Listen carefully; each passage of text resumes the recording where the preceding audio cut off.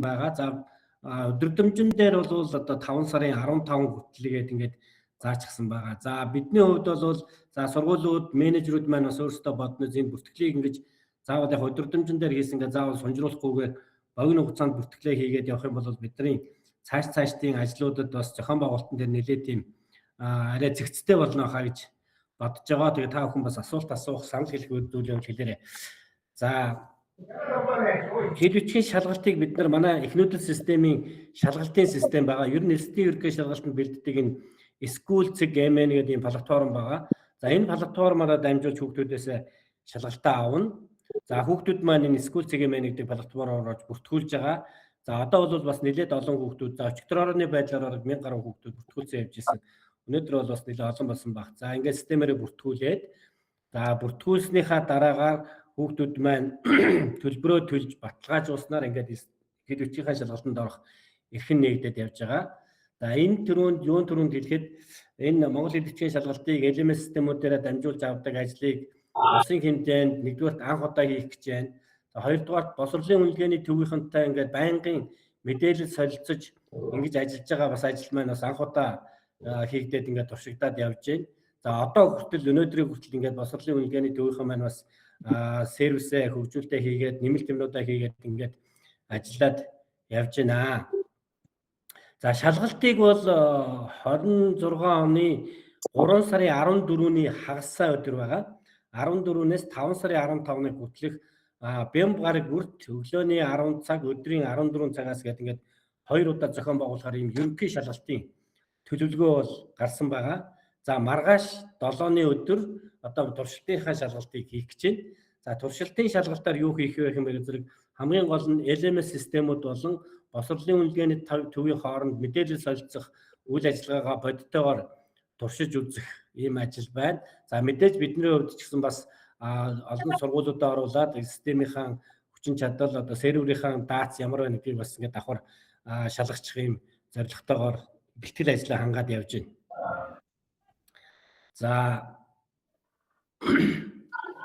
За суралцагчид шалгалтанд бүртгүүлэхдээ би сая орчин хэлсэн.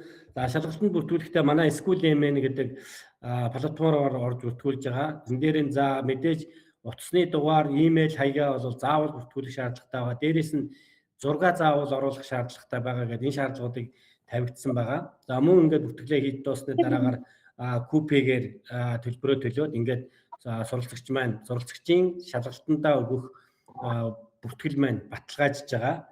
За манай систем дээр бүртгүүлсний дараагаар яг бүртгүүлээд илгээхэд боловсролын үнэлгээний төв рүү бид нар тухайн хүүхд суралцагчийн мэдээллийг илгээгээд тэндээс тухайн суралцагч буюу тухайн шалгуулагчийн одоо шалгуулагчийн дугаарыг боловсролын үнэлгээний төвөөс авч бидэндээ системдээ хадгалаад ингэснээр ингээд цаашдаа шалгалт өгөх, шалгалтын үр дүнг илгээх, за шалгалтын үр дүнг тайлагнах ийм боломж болцоонуудыг бүрдүүлж байгаа. Тэгэхээр та хэд маань одоо бүртгүүлж байгаа хүүхдүүдэд заавал өөрийн ашигладаг утасны дугаар, яг өөрийн ашигладаг имэйл хаяг, за тэгээ өөрийнхөө зургийг ингээд оруулаад бүртгүүлэх гэдэг энэ бэлтгэл ажлуудыг маань бас таагад маань сайн хангаж өгөөрэй. За урьдчилсан байдлаар буюу боловсролын үнэлгээний төвөөс гаргасан өдөрдмжин дээр за суралцагч бүртгүүлснийхэн дараагаар системээр ороод тухайн суралцагч одоо хэдний өдөр аль танхимд за микрофоныг хаагаар манайхаа шалгалт өгөх өдрөө сонгох боломжтой бол системд хийж байна. Нэгэнт сонгосон өдрөө суралцагч солих боломжгүй буюу тухайн өдөртөө шалгалтаа заавал өгөх ёстой. Хэрвээ ямар нэгэн одоо онцгой хүндэтгэн үзэх шалтгаангүйгээр тухайн өдөртөө шалгалтаа ирж өгөөгүй бол одоо оронд нь хүүхд орж бүртгүүлэхгүй гэсэн ийм өдөртөмж байгаа. За дараагийнх нь за шалгалтын явц яаж явах юм, материал нь яаж ирэх юм, хүүхдүүд яаж бүглэх юм, тэгээд дүнгээ яаж илгээх юм гэдэг талаар бас та бүхэнд хэлье. За юуны төрөнд за өнөөдрийг болтол одоо боловсролын үнэлгээний төвөөс тодорхой болгож гаргаж өгнө гэсэн. За одооний энэ 15 цаг 15 минутын байдлаар боловсролын үнэлгээний төвөөс одоо хэлсэн байдлаар мэдээлэл ирээгүй байна. Энэ нь юу вэ гэхээр зэрэг тухайн монгол хэл бичгийн шалгалтыг зохион байгуулах, сургууль дээр одоо ажиллах, ажлын хэсэг гэдэг юм уу, комисс гэдэг юм уу, энэний бүрэлдэхүүний талаар асуудал байгаа. За энэ эцэслэгдэж өгнө гэсэн ирээгүй байна. За юуны төрөнд бол мэдээж сургалтын менежерийн шалгалтыг зохион байгуулна. За тухайн одоо шалгалт авч байгаа компьютерийн анги кабинетийг хариуцлах мэдээллийн технологийн багш заавал оролцсон ажлын хэсэгт маань. За тэгээд 3 дахь хүн маань одоо хянагч багш байна гэсэн ийм чиглэлтэй байгаа одоогоор. За хянагч багшийг боловсролын үнэлгээний төв, аймаг нийслэлийн боловсролын газруудтай ярилцаад ингээд хянагч багшийг одоо хөндлөнгөөс биднэрт томилж ирүүлнэ гэсэн. За сургуулийн хувьд бол тодорхой юм бол манай сургалтын менежерүүд маань ерөнхий шалгалтаа зохион байгуулж оролцсон байна. Дээрээс нь тухайн шалгалт авж байгаа анги танхимыг хариуцж байгаа мэдээллийн технологийн багш, хариуцж байгаа багш маань энэхүү шалгалтыг авах оролцоно гэж ойлгоно. За юуны төрөнд одоо манай хүмүүс дараа нь яг програм дээр яаж ажиллах талаар танилцуулах бол одоо сургалтын менежерүүд маань ороод яг аль юу гэдэг ямар нэртэй ямар компьютерийн лаборатори дээр шалгалтаа зохион байгуулахын за тэр нь одоо хэдийн ширхэг компьютертэй буюу одоо төхөөрөмжтэй шалгалт авах төхөөрөмжтэй байхын гэдэг мэдээллийг манай School.cm-ийн платформ дээр бүртгээд боловсролынхаа төв рүү илгээн. За ингэсний дараагаар хүүхдүүд маань бүртгэл нь баталгаажсан хүүхдүүд системээр ороод аль танхим дээр хязгаар шалгалтаа өгөх вэ гэдэг хуваар гарах ийм боломжтой болох юм байгаа юм шүү.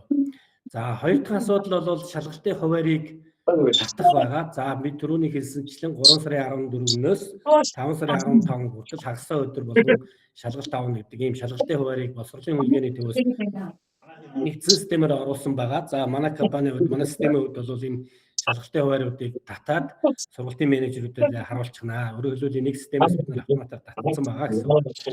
За шалгалтын материалыг өндөр нууцлалтайгаар гэдэг юм уу боловсролын үнэлгээний төвийнхэн маань боловсруулж байгаа. За маргаашийн туршилтын шалгалтаас эхлээд шалгалтын материал бол тухайн одоо зарлагдсан тухайн өдрийн шалгалт эхлэхээс 1 цагийн өмнө одоо сургалтын менежерүүд маань шалгалтынхаа материалыг систем дээр татаж авнаа. Татаж авч бэлднэ. За энэ дээр би бас яагаад хөлбөрүүдийг татах гэж бичсэн байгаа зэрэг. За нөгөө хүүхдүүдийн одоо шалгал юу бие биенээсээ хуулах боломж болцоогийн одоо хаах үүднээс за шалгалтанд доор хаян одоо давталсан байдлаар хэлж байгаагаар бол баг 15-аас 20 хувилбарыг нэг шалгалтын дээр одоо боловсролын үнэлгээний төвөөс боловсруулж өгнө гэсэн байгаа. Тэгэхээр ер нь нэг хувилбар нэгээс 2 хүүхдээр л очихоос илүүтэйгээр маш олон хүүхдээр одоо ижил хувилбар очихгүй гэсэн. Өөрөөр хэлбэл хүүхдүүд маань бие биенээсээ хуулах боломж болцоо нь бол энүүгээр хаагдж байгаамаа. Тэгэхээр шалгалтаа эхлүүлэхдээ шалгалтын материалаа татахтаа дагаад одоо 15-аас 20 одоо хувилбар систем дээр татагдаж орж ирэх нь байна. Тэгээд шалгалт эхлэхэд систем автоматар хүүхдүүд дээр хүүхдүүдийн суудлаар нь одоо хуваарлтаа хийж байгаа. Ингэхдээ бас мөн одоо нэг ангийн гэдэг юм уу яг нэг сургуулийн нэг бүлгийн нэг ангийн хүүхдүүд нэг дор сууж байгаа хүүхдүүдэд ижил одоо хувилбар очихгүй байхаар ингээд системийн хуваарлтыг хийдэг хөгжүүлэлтийг бид нар хийсэн байгаа. За шалгалт маань үндсэндээ шалгалтын материал маань 2 хэсгээс бүрдэж байгаа. За нэг нь бол мэдээж ихтер ажиллах тест байгаа. За энэ тест бол хүүхдүүд шууд системээр ороод тестээ бүгдлэн. За хоёр дахь хэсэг нь бол та бүхэн бүгдээрээ мэдж байгаа. Эссе бичих ажил байгаа. Тэгэхээр эссе бичих хийг шалгалт бүртгэгдээд шалгалтынхаа хүүхдэд суудлаа хуваарлцсны дараагаар системээс хүүхдүүдийн эссе бичих хүүхдүүдийн QR код бүхий, бүртгэлийн дугаар бүхий одоо цаасыг хэвлэж авч хүүхдүүдэд тараах ажил байгаа. Систем дээрээс мөн бид нар одоо хүүхдүүдийн энэ эссе бичих цаасыг системээс шууд PDF файл үүсгээд өгчөж байгаа. Тэгээд та хэд маань систем дээр PDF файлуудыг хэвлээд хүүхдүүдэд шалгалт эхлэхээс өмнө тараана гэсэн үг. За боловсролын үнэлгээний төвийнхний өдөртөмж өгсөн чиглэлээр бол нэг хүүхдийн одоо 2 удас цаас байгаа. Хоёр удас цаас маань хоёулаа хин дээр QR кодтой бүртгэлтэй энэ цаас байгаа. Тэгээ энийг нэг цаасны 10 үр дээр нь одоо хэвлээрээ гэдэг чиглэл өгчөөсөн. Бид яг амьдрал дээр одоо хэр боломжтой бол гэдгийг сайн мэдэхгүй байна. За ямар ч байсан PDF файлыг бид нар хоёр удас бүхий PDF файлыг систем дээрээс үүсгэж байгаа. Тэр үүсгэсэн PDF файлыг маань таагээд хийвлээд хүүхдүүдэд тархана гэсэн үг. За шалгуулагчдыг гаднаас оруулах, за шалгалтын явц, шалгалтын танхимын суудлын хуваарлалт зэрэг энэ бүх ажилтаар бол нөгөө түрүүний хөндлөнгийн хянагч багш маань ажиллана гэсэн үг.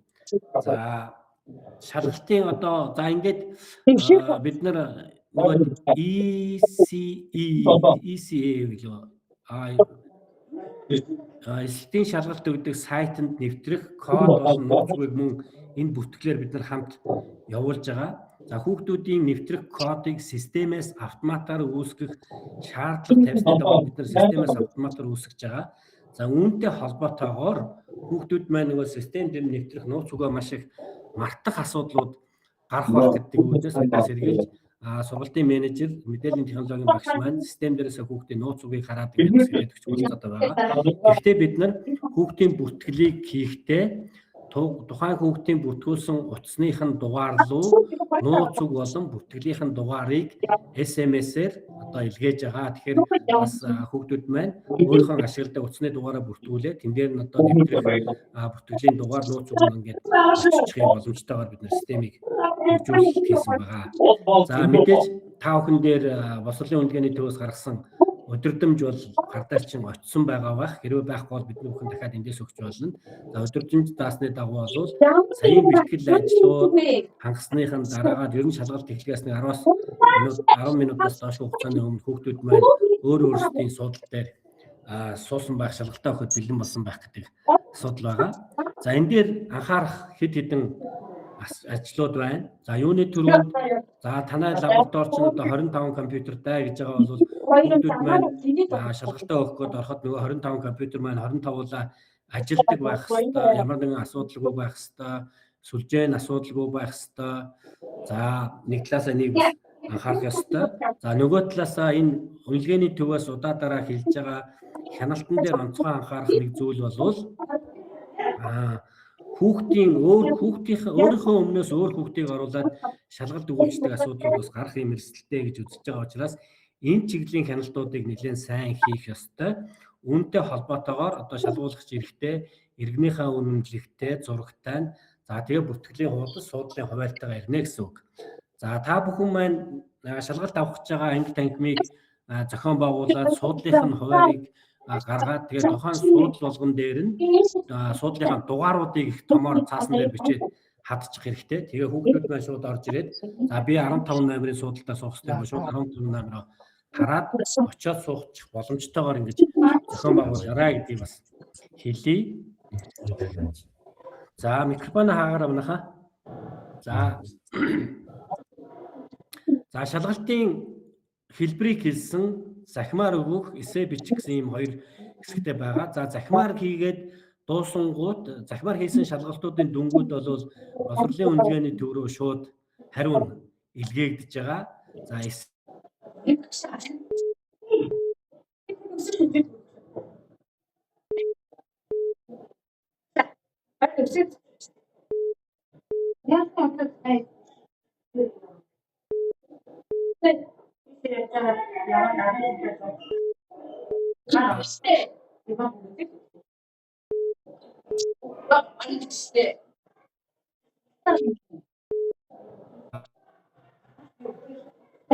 босрлын үнэлгээний төв рүү шалгалт дуусны дараа илгээнэ гэсэн үг. За шалгалтын үргэлжлэх хугацаа нийтдээ 100 минут байгаа. Энэ 100 минут гэдэг бол тесттэй бүглэх болоод эсээгээ бичих хугацаа байгаа шүү. Өөрөөр хэлбэл энэ 100 минутын хугацааны менежментийн хүүхдүүдэд сайн хэлж өгөөд шалгалтынхаа тестүүдийг хурдан хийгээд дараа нь эсээгээ бичээ. Тэгээд одоо хугацаанд багтаад хураалах тухай ойлголт байгаа гэсэн үг. За босрлын үнэлгээний төвөөс удаа дараа эхэлж байгаа тэр өдөрдөмжн дээр гарч ирсэн нэг зүйл бол захим анги одоо шалгалт авах гэж байгаа танхимд бол одоо 30 хүртэлх шалгуулагч байхаа буюу өөрөөр хэлбэл 30 хүртэлх тооны компьютер тавиараа гэдэг ийм шаардлагыг бас нэлээд хатуу тавьж байна. За энэ хугацаанд мөн одоо өдөрдмжин дээр байгаа заалтуудыг би бас бичсэн байна. Шалгалт ихснээс дуусах хүртэл шалгуулагчийн компьютер солих, өөр суралцагч суулгахыг хориглоно гэдэг. За мэдээж шалгалтаа тухайн өдрийн шалгалтаа нэг авч дуусны дараагаар шалгалтын материалыг нэгтгэж, лацтаж, боловсролын үнэлгээний төвөнд хөрвүүлнэ гэсэн. Тэгэхээр энэ бол яг хуучин бол уламжлалт дараагаар гэдэг нь цаасаар авж байгаа үед бол тестэнж тэр, эсэнж тэргээ цааснууд өгдөг гэсэн баг. Одоо бол ганцхан эсэйг л цаасан дээр бичих ажил хийгдэж байгаа. За дээрэс нь яг систем дээрээс яг тухайн өдрийн шалгалт эхлэхээр тухайн өдрийн шалгалтанд оролцох нийт суралцагч, шалгуулагчдын жагсаалт бүхий одоо бас бүртгэлийн хуудсыг бид нар систем дээрээс хэвлэх боломжийг бүрдүүлж өгнө. Тэн дээр нь одоо шалгуулагчийн овог нэр, суудлын дугаар, бүртгэлийн дугаар, одоо регистрийн дугаарч гэдэг юм холбогдох бусад шаардлагатай мэдээлэлүүд бүхий бүртгэлийн хуудас бас мэдээж шалгалт болгон дээр хэвлэгдээд явна. За дараа нь за шалгалтын дүнг яаж гаргахын, яаж мэдээлэх юм. Тэгэхээр мэдээж би сая хэлсэн эсэний тестийн дүнгууд бол шууд системээс автоматар хариунууд нь илгээгдэж чинь. Тэгэхээр мэдээж бүүтийн систем дээр очиод тэр хариу нь шууд гарчих واخ. За эсэйг бол системээр бид нэр сканердад явуулсны дараагаар бүүтийн одоо багш нар, шалгагч багш нар маань үнэлээд оноогоо тавих нь байна. Ингээд юуны шалгалтын дүн болвол шалгалт дууснаас хойш ажлын 15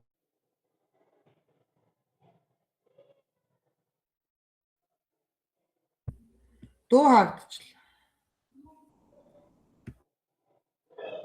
Дуу хаагдчихлаа.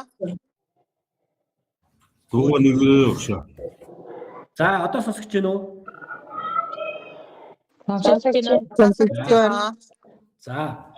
За тэгэхээр шалгалтын дүн маань шалгалт дууснаас хойш 15 хоногийн дотор боловсролын үнэлгээний төвийнхэн маань гаргана гэсэн дүнгээ гаргаад тэр EEC-ийн сайтаар мэдээлнэ. За манай руу мөн одоо бид нар мөн одоо шалгуулагчийн дүн бодогдоод гарчингууд нь систем дээр дүнгийн татаж аваад хүүхдүүд маань за сургалтын менежерүүд багш нар маань ч гэсэн бас манай систем дээрээс тухайн хүүхдийн дүн үнэлгээг бас юм харж боломжтойгоор шийдэж өгнө. За тэр босго оноог хангасан шалгуулагчд бол боловсролын үнэлгээний төвийн сайтан дээрээс одоо тэр шалгуулагчийн хуудсыг хэвлэж авахаар ингэж хийнэ гэсэн. За манай систем дээрээс бол зөвхөн системийн шалгалтын оноо үр дүнгээ харах нэ гэж. За дүнтэй холбоотойгоор за босго оноонд хүрч чадаагүй босго оноонд хүрсэн шалгуулагчдын хувьд бол дахин шалгалт өгөх шаардлагагүй. Энэ чинь бараг насан туршдаа чиглэл хүчинтэй байдаг л үү. Тэгэхээр өмнөх жилүүдэд өгсөн ч бай одоо ингээд шалгалтаа өгж байгаа хүмүүс босго оноонд хүрсэн болвол дахин шалгалт өгөх шаардлагагүй буюу бид нар систем дээр дахиад тэр хүүхдийг одоо бүртгэж шалгалт өгөх бололцоог бол систем дээрээ хааж өгнө.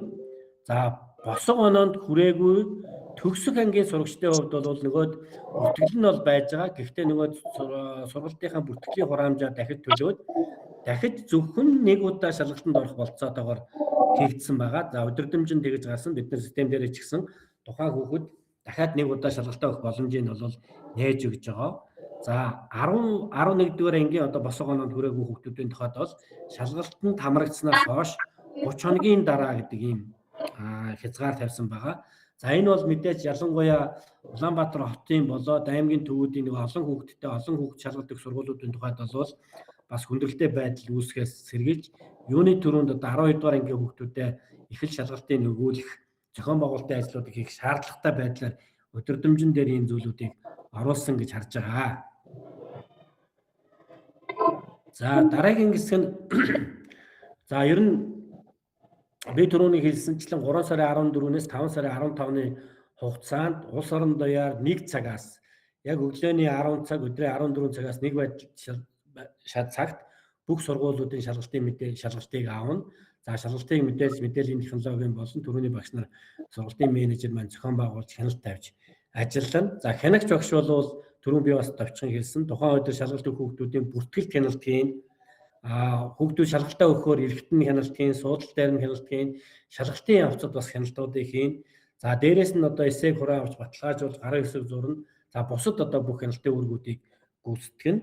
За манай зүгээс яг тэр одоо өөр хүүхдийн өмнөөс хүүхд ороод өгчих гэдэг байдлыг одоо шалгах байдлаар арай бас нэг шийдэл боловсруулж байгаа. Тэгээд бид нэр 3 сарын 14-ний шалгалтнаас эхлээд тавьчих болцоотой гэж харж байна. Тэгээд тэр үед нас менежерүүдэд бид нар мэдээлэл өгөөд ялангуяа одоо хянагч багш мэдээллийн технологийн багш нартаа бид нар дахиад байнгын холбоотой байх бох. Тэгээд мэдээлэл өгөөд за хяналтаа хийхдээ өөр хүүхдийн өмнөөс ороод шалгалт өгчих боломжийг хаасан ийм шийдэл байна. Энэ шийдлийг та хэд маань ингээд ашиглаад хүүхдээ давхардуулахгүй байх талаас нь гараараа гэд бид нар эндээс зөвлөмж заавар хөргүүлээд ажилланаа.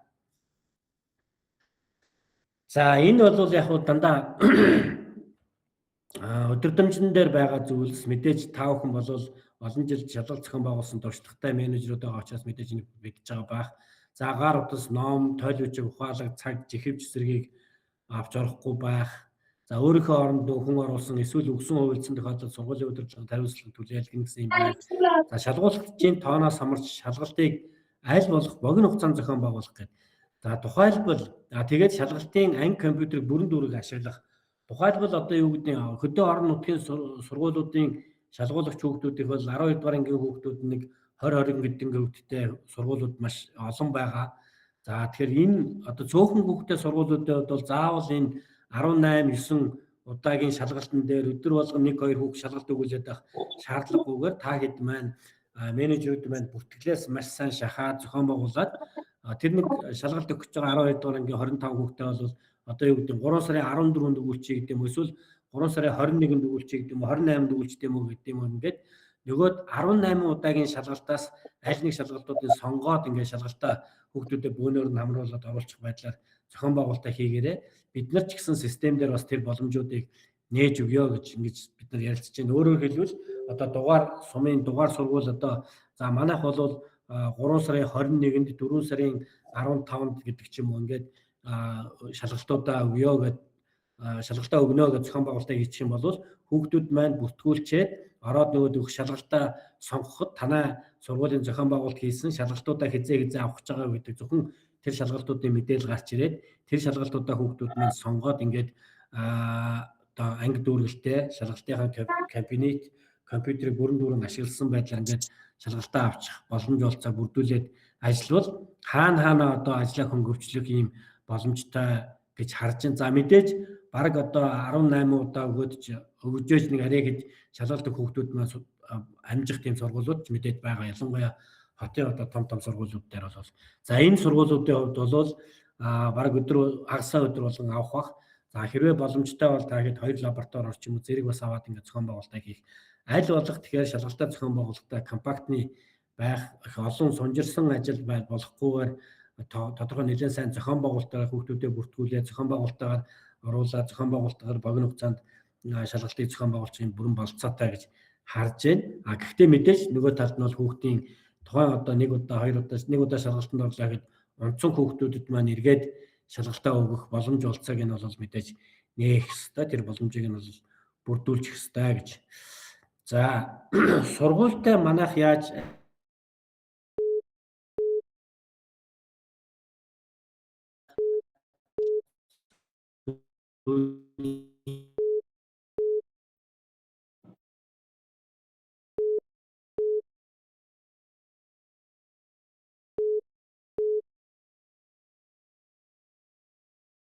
тэр бүрд ч гэсэн бид нар одоо маш богино хугацаанд өөрчлөлтүүдээ хийгээд ингээд ажиллана. За зохион байгуулалт тал дээр нь одоо түрүүний миний хэлсэнчлэн хянагч багш болон одоо мэдээллийн технологийн багшийн гэрээ байгуулж ажиллаж таарах бах. Тэгэхээр энийг эцсийн байдлаар боловсролын үнэлгээний төвөөс одоо бид нар чиглэл болгоод өгнө. За ялангуяа хянагч багш нарыг бол боловсролын үнэлгээний төв боловсролын газрынхнаас одоо бид нар нэрсийн өгнө гэсэн. За харин манай сургуулийн менежерүүд маань аль лабораторид, аль кабинетэд шалгалтаа зохион байгуулах гэж байгаа гэдгээс хамаарат тухайн кабинетийг хариуцж байгаа багш нарынхаа мэдээллийг нэгдсэн журмаар бас манай руу гаргаад нэгтгэхэд өгөөрэй. Тэгээд бид нар бас дараа нь шаардлагатай тохиолдолд хянагч багш нар болон мэдээллийн технологийн багш нартаа бас онлайн цахим сургалтыг хийгээд магадгүй гэрээ байгуулад ингээд ажиллана гэж бодож байна. За ингээд боловсролын үнэлгээний төвөөс гаргасан өдөрдмжтэй холбоотойгоор бидний гаргасан зөвлөмж За тэгээд бид нар ямар ажлууд хийж байна, яаж ажиллах вэ гэдэг ерөнхий зөвлөмж, мэдээлэл өгөх ажил маань ингээд дуусж байна. Ингээд та бүхний сонирхсан асуулт байвал одоо хариулъя. Сайн байна уу? Ерөнхий боловсролын 4-р сургуулиас холбогдож байна. Баян Улаан аймгийн. Яриа сонсогдож байна уу? Сонсогдож байна. Компьютер гэсэн байна. Тэгэхээр манай сургууль дээр болохоор 3 төрлийн цахим төхөөрөмж бэлэн байгаад байгаа юм.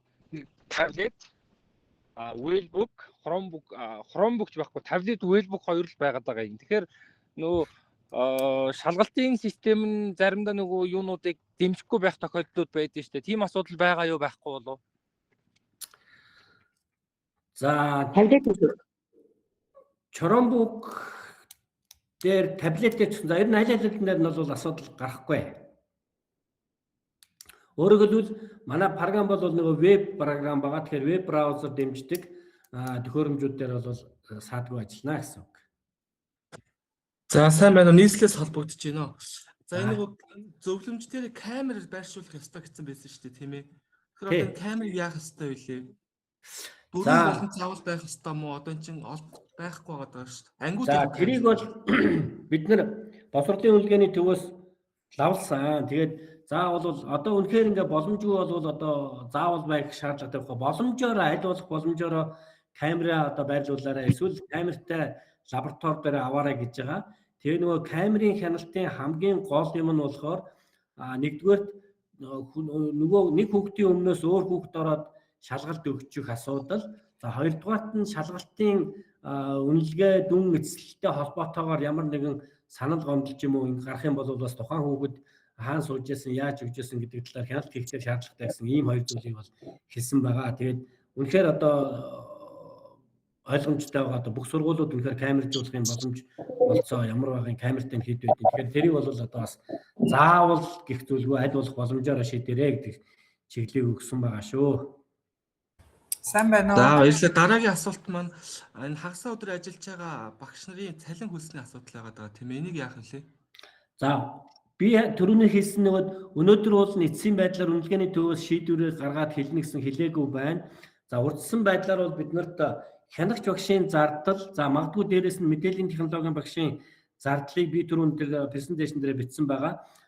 Нэг өдрийн 40 мянгаар валюта өгжсэн юм байлаа. Тэгээд тэр жишгээр бол компаниуд хариуцахаар байгаа. За гэтэл нөгөө талд нөгөө яг шалгалтыг гол зохион байгуулж байгаа сургалтын менежерүүдийн асуудлыг яах юм бэ гэдгийг боловсролын үнэлгээний төв ерөнхий газрынхан маань ярьж байгаад эсвэл энэ гурван хүнээ нэгдсэн нэг баг болгоод тэгээд багийн дунд нь одоо ажлын хөлсийг олох уу эсвэл сургалтын менежерийн цалин хөлсийг өөр байдлаар зохион байгуулах гэдэг ерөнхий газар за магадгүй яамтай ч юм уу яриад ингээд эцэслээд хариу өгнө гэсэн. Тэгээд өнөөдөр одоохондоо бол хариу өгдөг байна. Тэгэхээр дараа энэ талаар яг тодорхой болцохоор та бүхэндээ нэгдсэн хариу өгнө. Мэдээж компани зүгээс одоо ажлын хөлс гүйцэтгэлийн төлбөрийг төлөж байгаа тохиолдолд бид нар мэдээж сургууль болгонтойгоо холбогдоод гэрээ байгуулж таарна.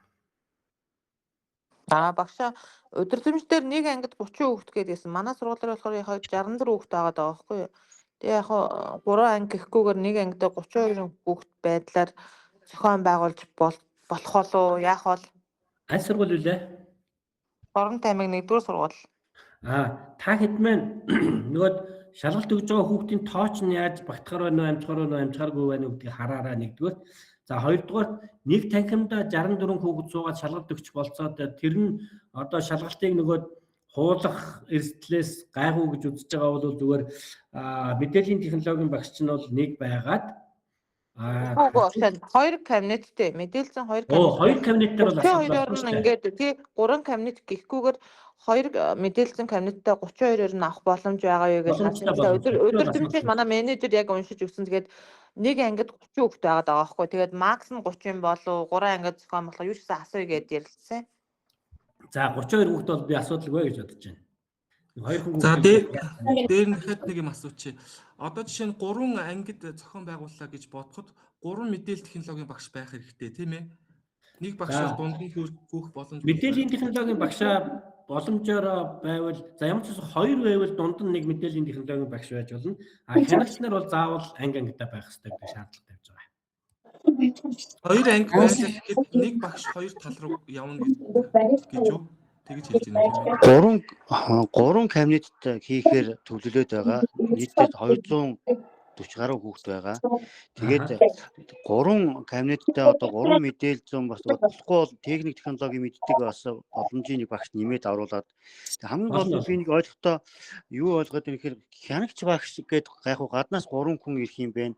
Доор нь дахиад шалгагч багш гэж дахиад 3 хүн би одоо томлох ёстой юм уу? Эсвэл мэдээллийн технологийн багш нь дотроо байгаад яваад байх юм. Би нэг ангид баг 3 багш байх юм шиг эсвэл 2 багш байх юм шиг ингээд ойлгоход байна. Энийг яалгаж өгөөч.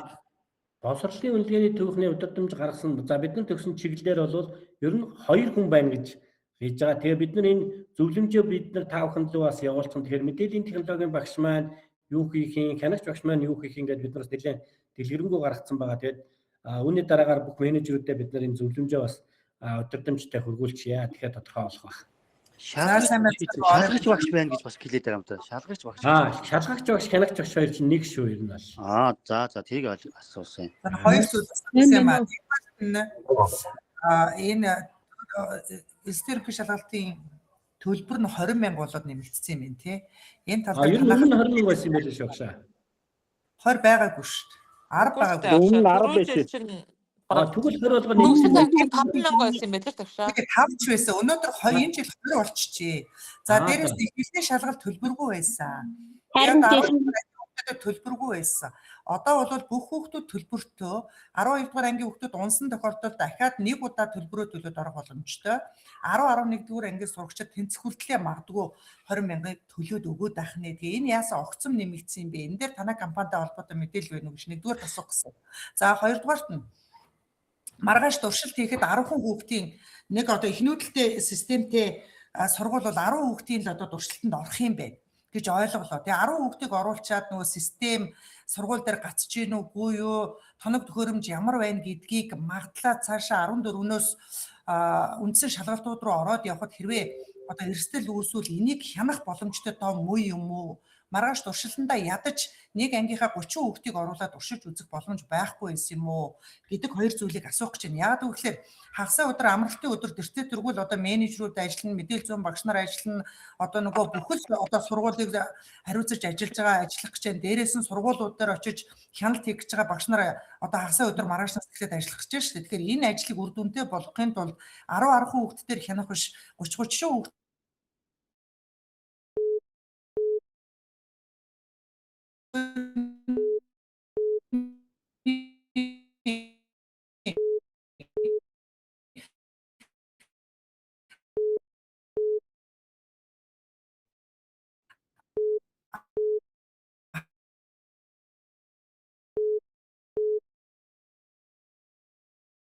энэний ард олон хүүхдүүдийн хувьд заяа 12 жил сурсан хүүхдүүдийн одоо амьдралын асуудал Монголынхоо ихтэй сургуульд элсэж орж чадахгүй юу гэсэн асуудлаас хөндөгддөг учраас энэ бэлтгэл ажлуудаа нэлээ өмнөөс ярьж ингэж тохируулга юм хийж байж одоо болдгүй юм болов заавал ингээд цаг нь тулдаг. Тэгээд тухайн үед асуудал гарвал сургууль өөрөө хариуцдаг.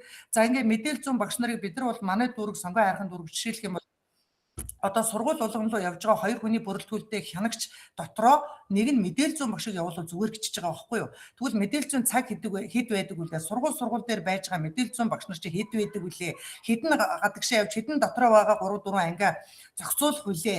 За 3 түрүүний залуу зөв юм асууж байна. 3-4 ангид гинтхэн одоо сервер ундаг ч юм уу тухайн хүүхдийн компьютер дээр асуудал гардаг ч юм уу зэрэг өгөхгүй бол нөгөө шалгалт авж байгаа 100 минут гацалтын хэмжээгээр 5 минут жишээлбэл тухайн хүүхд дээр асуудал гарлаа гэхэд 5 минут хойшоо сунгахгүй үсттэй тийм ээ. Тэгэхээр энэ асуудлууд яах вэ? За хамгийн сүүлд нь за ингээд нөгөө эхлэлийн шалгалт чи 14-өөс эхлүүлээд 5 сарын 15 хүртэл үргэлжлэн гэхээр энэ дунд байгаа сэдвийн задраа одоо сэдв задрах асуудал тийм үү? Энэ асуудал чинь нууцлал энэ юмнууд ч одоо болж байгаа юм уу? Эхлээд орсон хүүхдүүд магадгүй одоо шударгаар бид нар үнэлэгдлээгээ дараагийнх нь сэдвэн задарсан тэгсэн ингэсэн гэдэг нөгөө нэг хэнийг одоо хаана яаж асуудлаа шийдвэрлэгээд эзэнгүй нэг юм юмнууд руу бас яваа орчих үү гэдэг дээр бас болгоомжилж би энэ саналыг хэлж байгаа. За тэгээд эцэст нь заавчлаараа одоо хамгийн сүүлийнх дээр нь юу хэлэх гээд байна вэ гэхээр нөгөө цаасан буюу захим суурьтай гэдэг байгаа шүү дээ. За захим суурьтай дээрээ бол бид нар тестээ явуулчих юм байна гэж ойлгож байгаа. Цаасан суурьтай дээрээ эсээгээ бичих юм байна гэж ойлгоод байгаа. Тэнгүүд л эсээ дээр болохоор баркодтой цаас гэдэг байгаа. Тэр баркодтой цаас маргаашийн туршилтан дээр хизээдээ ирэх вэ? Бид нар тэр цаасыг дугтуугаар шуудангаар авах гээд байна уу? Нэг бол захимаар линкээр ирэх гээд байна уу? Хэвлээд бид нар аваад ингээ хүүхдээ өгөх гээд байна уу? За эргүүлээд явуулахдаа эсээнийхээ бичсэн зургийг сканердж явуулах юм байлээ тийм ээ. Тэр мэр дотроос чи янз бүрийн бас асуудал үүсчихгүй байгаа. Тэрний аюулгүй байдал, янз бүрийн одоо шалгалтын нөгөө шудраг байдал энэ төр гэдэг юмнуудыг яаж байгаа болоо. Энийг би сая зөвлөмжнөөс бас олж харсангүй. Тэгээ энэ дээр хариулт өгөөч гэж хэлж байна. За Өнгөрөөгүй шүү хүүхэд чадахгүй л байна. микрофон хааж гараа чухал асуултууд. Байна.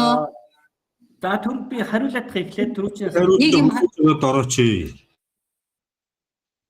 За нэгдүгээрт нь за төлбөр нэмэгдсэн асуудлыг бол бид нар огт мэдэхгүй. Бид нар бол тэнд мэдэхгүй. За тэрийг боловсролын үнэлгээний төвийнхэнтэйгээ төвийн техниктэй яриараа. За би бол өмнө хэд байсныг мэдэхгүй. За бид нар төгсөн удирдам чиглэлээр бол 20,000 гэдэг ийм зүйл өгсөн байгаа. За хоёрдугаарт нь маргаашийн туршилтын шалгалт уг нь бол боловсролын үнэлгээний төв манай хоёрын хоорондох шалгалтынхаа нөгөө материалаа татаж авах, шалгалтаа илгээх дүн бангаа. Гэхдээ би бас түрүүн хэд авч хэлсэн. Нэгэнт бас тест явж байгаа учраас сургуулиудынхаа одоо манай дээр нийтлэн 183 сургууль гэхэд ойролцоогоор бүх одоо 183 сургууль дээр 25 хүүхдээр шалгалт хөлний 4500 орчим хүүхд нэгэн зэрэг орох ийм зүйл байна. Тэгэхээр энийг ч гэсэн бид нар давхар тестлээд авчиг гэдэг үднээс заавал 10 хүүхэд гэх шаардлагагүй. Та хэд маань боломжтой болоод 30 хүүхэд бүртгэгдсэн байгаа бол анги танхимаа лабораторио дүүргээд туршилтандаа оролцоод өгөөрэй гэдгийг хэлье. За өмнө бол ингээд 2 өдөр бүртгэж чадахгүй бол зориуд бэлдэж байгаа 10 хүүхдийг оруулъя гэдэг чиглэлээр явжсэн. За одоо бол бүртгэлийн ажил эхлэе гэдэг ингээд 2 өдөр явчихж байгаа учраас 30 хүүхэд дүүрхүүц болцсон баха. Өөрөөр хэлбэл туршилтын шалгалтанд Монголын бичгийн шалгалтанд бүртгүүлээд бүртгэл нь баталгаажсан хүүхдүүд шалгалтанд орох боломжтой байгаа. Тэрнээс дурын хүүхдүүдийг оруулаад шалгалт авчих юм боломжгүй байгаа шүү гэдгийг хэлье. За 3 дугаар асуулт нь тэр оройтож байгаа юм биш үү гэж. За манай салбарын ажил яг л ингээл явж ил байна. За хамгийн сүүлд сая 3 сарын 3-нд юу маань гарсан. Боловсролын үнэлгээний төвийн удирдамж маань гарсан. За бид нар 3 сарын 4-нд сургуулиуд руугаа сургуулийн удирдах захирлууд руугаа энэ зөвлөмжөө хөргүүлсэн. За тэгээд өнөөдрийг хүртэл систем дээр боловсролын үнэлгээний төвөөс гаргаж ирж байгаа шалгалтаа одоо татаж авах хариуг буцааж илгээх гээд энэ маргааш одоо зохицоор нь тест хийчих хөгжүүлэлтийн ажлууд маань одооч хүртэл ингээд боловсролын үнэлгээний төвтэйгээ ингээд яригадаад хийгдээд явж байна. Одоо тэгэхээр одоо биднээс бас үл хамаарсан зүйлүүд хөгжүүлэлтүүд маань хийгдээд яваад учраас ингээд цагаан тулаад ингээд хийгдээд яваад байна. Орооцсонтой бол миний хувьд ч гэсэн санал нэг байгаа. Энд чинь бараг л сар ярьж ижил тэгээ сая л нэг юм орж ирж байна. За хянагч багшны тухайд маргаашийн туршилтын шалгалтын дээр хувьд бол нэг хайхтар заавал хянагч багш чинь бол гол нь нөгөө нэг за мэдээж үйл ажиллагаа тэр хянах хэвээр гол нь бол нөгөө яг бодит шалгалтын дээр бол хүүхдүүдийг хуулуулахгүй байх шалгалтын дээр гэдэг зүйлүүд ярьж байгаа учраас маргаашийн туршилтын шалгалтын дээр бол нэг хайхтар хянагч багш одоо хөндлөмгийн хянагч багш магш гэх бол би шаардлага байх оо тэгж бас хөндрөл учруулад явах вэ гэж бодож байна. За мэдээж систем дээр гацах асуудал сургуулийн интернет за бусад одоо бүх асуудлаас систем дээр гацах шалгалтын явцад гацах асуудал гарахыг бол үүсэхгүй цаг тоглоомд юу цаг цахилгаанаас хамаарат нөгөө талаас нь хүүхдийн эрүүл мэндийн асуудлууд энэ төр байгаа. Тэгэхээр удирдамжин дээр бол хүүхд ялангуяа хүүхд эрүүл мэндийн асуудлаас ч юм уу болоод одоо шалгалтынхаа дундуур гарсан болвол яг тэр одоо гарах хүртэл хийгдсэн үр дүнгийн боловсролын үнэлгээний төв рүү илгээгээрэй гэдэг бид нар тийм удирдамжийн дагуу ажиллаж байгаа. Тэгэхээр энэ дээр би бас түрүүнд хэлсэн та хэд маань сургуулийнхаа цахилгааны асуудал, интернетийн асуудал, ялангуяа компьютерийнхаа ажиллагааны асуудал дээр нь бас урьдчилан сайн бэлтгэлээ хангаж өгөх тал дээр бас нэлээд сайн ажиллаад өгөөрэй гэдгийг хэлье. За сэдв задрах гэдэг дээр бол би түрүүн хэлсэн та анзаараагүй юм шиг байна. За шалгалт эхлэхээс нэг цагийн өмнө бид нар боловсролын үнэлгээний төвөөс шалгалтын материалаа сэдвээ татаж авна. За тэгээ 3 сарын 14-нд авсан шалгалтын материал тэр байтугай 3 сарын 14-ний 10 цагт авсан шалгалтын материал 14-нд авсан шалгалтын материал хоёр бол өөр материалуудыг шалгалтын материалуудыг боловсруулсан байгаа гэж боловсролын үнэлгээний төвийнхэн маань хэлсэн. Өөрөөр хэлбэл 14-ний материал задраад тэр нь одоо 3 сар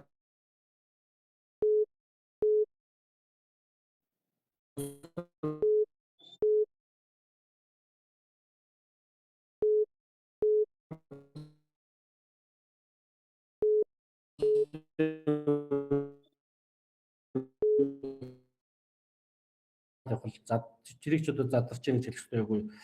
За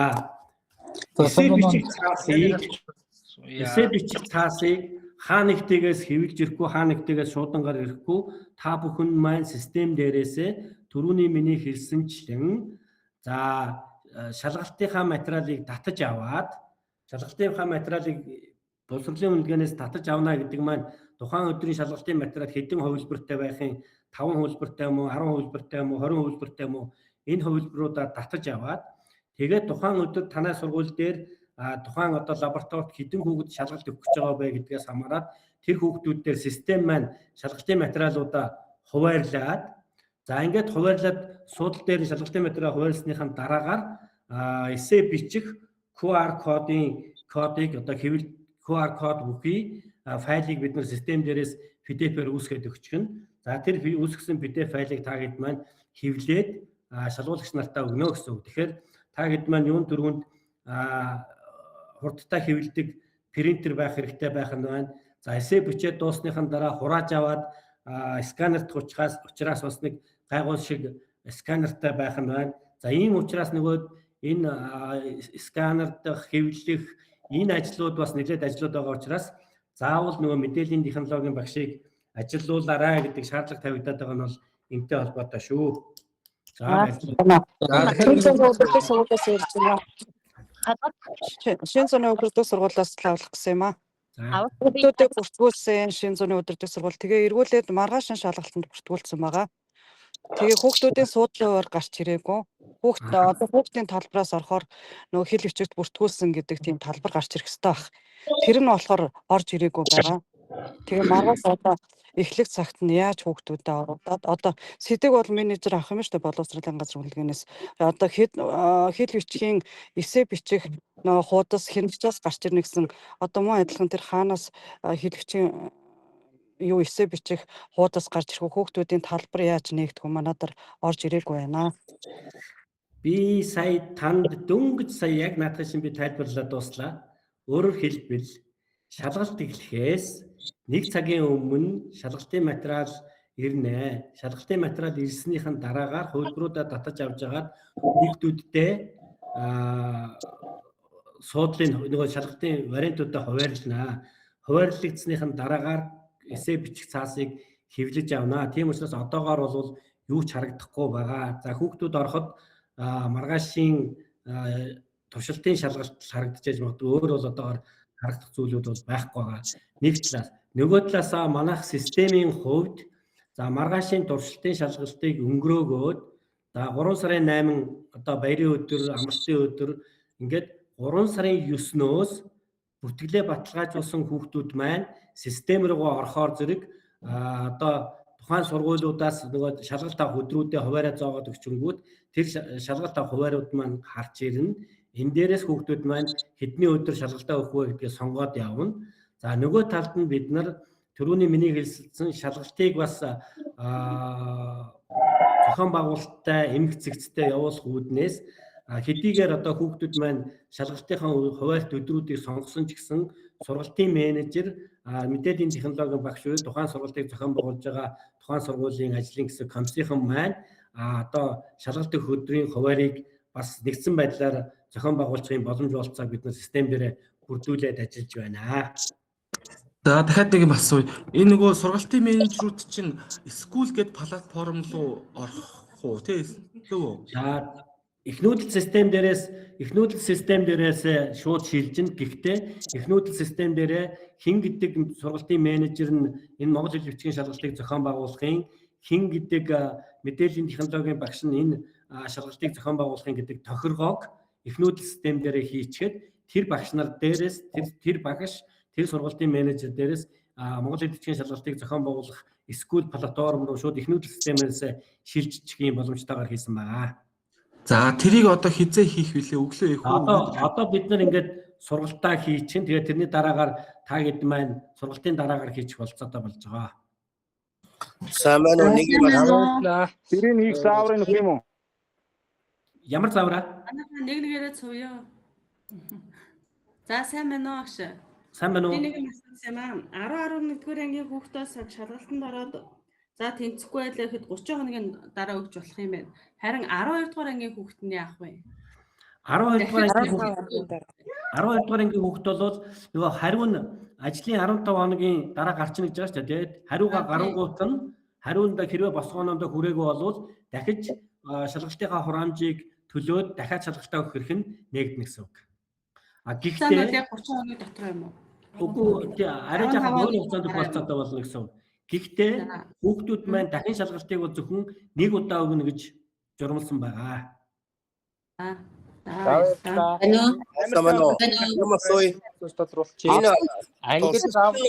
Зөвхөн маргааш юм болов уу? Туршилтын шалгалт бол зөвхөн маргааш. Энэ уг нь дүүргээс өгтөө 13 хүртэл туршилтын шалгалтууд явагдаад тэрнээс хойш их шиг болсон. За манай боловсролын үнэлгээний төвөөс юм уу боловсролын ерөнхий газраас юм уу уг нь бидэнд өгсөн чиглэлээс өөр чиглэлүүд өгөгдсөн тийм зүйлүүд яригадаад байлээ. Гэхдээ бид нар чинь нөгөө бид нар гэхээс илүү систем маань яг тэдэн сарын тэдний өдөр шалгалт авна гэдэг хуваарийг боловсролын үнэлгээний төвөөс оруулж байгаа. Тэгэхээр одоогийн байдлаар бол боловсролын үнэлгээний төвийнхэн зөвхөн 3 сарын 7 туршилтын шалгалт авна гэдэг ийм туршилтын шалгалтыг зарласан байгаа учраас хэрвээ боловсролын үнэлгээний төвийнхэн одоо 9, 10, 11, 12 ингээд туршилтын шалгалтуудыг дахиж хийхээр шалгалт зарлахгүй бол одоо тэр хугацаанд туршилтын шалгалт өгөх боломжгүйгээр системчлэгдсэн хөгжүүлэгдсэн байгаа шүү. За гэхдээ саянд бас асуулт авах шиг байна. Туршилтын шалгалтад заавал орох юм уу гэдэг. Боломж болцоогоор ороод та хэд маань бас туршилтаа хийгээд хүүхдүүд маань яаж яана, тоног төхөөрөмж нь яаж яана, сүлжээ нь яаж яана гэд үзчих нь зөв байх. Гэхдээ бол заавал одоо туршилтын шалгалтанд орох гэдэг шаардлага тавихгүй байгаа. За оруулах юм байна уу? Хувьд нэг асуулт байна. Камертай ангийн хувьд манай сургууль бол бүх ангид камертай. Гэхдээ интернет холбогдоогүй. Тэгэхээр заавал тухайн үед интернет холбогдсон камер биш ангид байгаа камерын бичлэгийг 30-40 хоног хадгалаад тавьчих бол бүрэн боломжтой юм байна. Шалгалтын үеэр заавал нэм камер нэг онлайн камерд нэг шаардлага байхгүй гэж ойлголоо зүг үү? Шаардлагагүйгээр боломжтой. За туршилтын шалгалтанд 10-аас илүү хүүхэд орж болно. Энэ мессенжерээр асууж байгаа шиг байна. Манайхан сонсож байгаа бол энэ мессенжерээр асууж байгаа асуултуудад хариулаад байгаарай. За хариулж явж байгаа шүү. Эсээгээ шивэх боломжгүй шууд цаасан дээр бичнэ. Байна уу? Энийг асууад. Байна уу? Байна уу? За нэг юм асууад. Энэ байна уу? Скватер сумын 2 дугаар сургуулийн менежер байна. За надад нэг хэд хэдэн асуулт байна. За нэгдүгээрт нь одоо маргааш туршилтын шалгалт аавна гэдэг байгаа. Тэгвэл энэ туршилтын шалгалтанд орох хүүхдүүдтэй би таана бүртгүүлэх юм бэ? Одоо энэ шууд Монгол хэл бичгийн эрхийн шалгалтанд бүртгүүлээд бид нар нэвтрүүлснээр код авсан. Тэрнгээрээ шалгалт өгөхгүй үсттэй. Тэрнгээрээ өгсөнд дараа нь өгөх боломж байгаа юм уу? За тэгвэл тэр түүнд чи одоо манай сургуулийн 180 дүүх бүртгэгдсэн багт аль 10 сурагчийн шалгалт өгнө гэж би тооцох уу? Тэгэхээр би өөрөө туршилтын шалгалтанд хуваарлцгаад хуваарлсан дээрээ хаашаа өгөх юм? Би өглөө танаа хүмүүсээс би уцтаж 2 3 асуусан мэдэхгүй байл л дээ. За нэгдүгээр асуудал нь юм байгаа байхгүй юу? За хоёрдугаар асуудал нь болохоор маргаашийн туршилтын шалгалтанд суудлын хуваарийг бид нар өөрснөө хуваарлцах уу? Тэгээд эсээ байгаа юу? Эсээгээ бид нар сканердэж явуулах уу? Байгаа гэж бодож байна. Байгаа. За тэгээд одоогоор бид нар бол боловсролын үнэлгээнд төвөөс шалгалтын материал аваагүй байна. Яг бодит шалгалтаа адилхан тест хийх гэж байгаа учраас маргааш бол эсээ ирнэ гэж ойлгож байна. За тэгээд юм байгаа. Дараа нь энэ шалгалтууд маань 14 21 гэх мэтчлэн өдрүүдээр 14 цаг 10 цагаас авна гэсэн байгаа шүү дээ. Тэгэнгүүт одоо манай сургуулийн хүүхэд өглөө 10 цагаас өгчөөд өдөр 14 цагаас өгнө гэсэн үг үү? Тийм боломж байхгүй.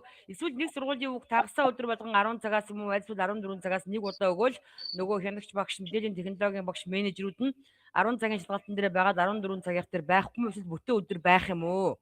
За, хуваар нь яаж гарах юм болоо? Дараагийн нэг асуудал нь та сая одоо боловсролын үнэлгээний төв дээр цаанаасаа хянагч багш болон мэдээллийн технологийн багш сургалтын менежерүүдийн энэ шалгалтын явцад ажилт байгаа ажлын хөлсийг нэг багш 40 мянгаар ч юм уу тооцож олгоно гэж тэгсэн шүү дээ. Тэгвэл эн чинь одоо тухайн сургууль дээр нэг өдөр 10 цагаас 20 хүүхэд шалгалт өгөөд 14 цагаас шалгалтгүй сургууль байгаа. Гэтэл 10 цагаас өгөөд 14 цагаас шалгалт авч байгаа багш нар байгаа. Тэгээ энэ дээр ажиллаж байгаа багш нарын цалин хөлс нь адилхан байх юм болов уу, өөр байх юм болов уу? Жишээ нь одоо манай сургуульд нийтдээ 180, 102 орчим хүүхэд өгөх болоод байгаа байхгүй юу? За тэгэнгүүт энэ багш нар маань 10-аас ажлаад 14-өөс ажиллах юм болов уу, нэг ажиллах юм болов уу гэдгийг л би бас тодруулмаар байна.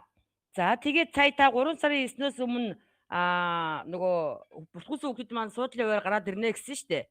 За гэтэл 7-8 амралтын өдөр 9-нд гараад ирнэ гэсэн. Тэгвэл нөгөө компьютер таб Chromebook-ийн судалгааг дээр нэг авсан байсан. Гэтэл сая энэ судалгааг боловсролын газраас ахиж аваад энэ судалгааг авна гэсэн энэний дараа хуваар гарна гэсэн шүү дээ. Өмнө авсан дээр судалгаан дээр үнэлж гарах гэдэг юм уу? Ахиж авч иж гарах гэдэг юм уу? Би болохоор өмнө энэ 10-11-р анги 10-11 12 дугаар ангингууд дан 12 дугаар анги өгөх юм байна гэд би сургуулийнхаа манай сургууль за Идүүтэн Персэн мэдээллийн технологи 3 танхимтай байхгүй юу. Тэгэнгүүт би ганцхан мэдээллийн технологийн танхимаар тоог нь өгсөн. Хэрвээ тэгээ одоо манайхаас 10 11 12 дугаар ангих гэж 180 хүүхэд болцсон чинь би бас энэ танхимынхаа тоог нэмэгдүүлмээр байна. Ядаж би Персэн хөтөлбөрийнхөө танхимыг гэсэн өдөрт 60 хүүхэд өгөх ийм боломжтой болгомоор байгаа байхгүй юу. Энэ тал дээр хариулж өгөөч гэж гисэн. За болцсон уу? Болсоо. За нэгдүгээрт нь маргааш за танай сургууль бол маш сайн бүртгүүлсэн бол маш сайн хийсэн байна. Бүртгүүлсэн хүүхдүүдээс бид нар бол нөгөө шалгалтыг хоёр талаас нь хийж байгаа. Хүүхдүүд өөрсдөө шалгалт өдрөө сонгох байдлаар нөгөө талд нь яг комиссман энэ өдөр энэ хүүхдүүдийг шалгалтанд оруулъя гэж товар хийхээр програмдаар хийгдсэн байгаа. Тэгэхээр тагид маргааштай бол 180 хүүхдээс тэр 25 30 хүүхдийн өөрсдөө сонгож оруулаад шалгалтаа авч болцоотой. Нэг. За хоёрдугаарх нь бол тэр би түрүүн бас өмнөх нэг багшийн асуултанд хариулцтай хэлсэн. Та хэд маань шалгуулах байгаа хүүхдийн тоогоос маш сайн гаргаж ягаад тэгээ тэрнийхээ дагуу төлөвлөлтөө хийгээд явах шаардлагатай юм байлээ. Тэрнээс одоо өдөр болгон хагасаа өдөр болгон тэр дундаа одоо 10 цагаас 14 цагаас гээд ингээд ажлаа сонжруулах бол ямар шаардлагагүй байлаа. Тэгэхээр та хэд маань нийт шалгуулах байгаа хүүхдүүдийн тоог тэр дундаа 12 дугаар ангийн хүүхдүүдээр 12 дугаар ангийн хүүхдүүд чинь бас өмнөх жилүүдэд өгсөн хүүхдүүд байгаа шүү дээ. Тэр хүүхдүүдээ хасаад 10 11 дугаар ангийн хүүхдүүдээс өөрийнхөө хүсэлтээр шалгалт өгч байгаа хүүхд нь яг хэд байгаа юм бэ гэдэг тоогоо гаргаж ягаад тэгээд шалгалтынхаа менежментийг хийгээд за манайх бол яг тэдний өдрүүдэд тэдэн цагаас нь шалгалтаа өгөө гэдээ ингээд төлөвлөлтөө хийж бололцоог бид нар системээр хийж байгаа. За зөвхөн 10 цаг дээр ажиллах 10 цаг 14 цаг дээр хоёулын дээр ажиллаж хүмүүсийн цалин адилхан байх үгүй юу байх уу гэдгийг боловсролын үнэлгээний төвөөс өнөөдөр бол нийцлээд хариу өгнө гэсэн. Биднэрт одоогоор хариу ямар нэгэн чиглэл өгөөгүй байна. Тэгээд энэ чиглэл ирсний дараагаар миний түрүүний хэлсэнчлэн тэртээ тэргөө яг энэ ажиллах гэж байгаа багш нартай манай компани зүгээс гэрээ байгуулах учраас тэр гэрээнийхээ асуудлаар бид нар шийдчих болох байхаа гэж бодож байна.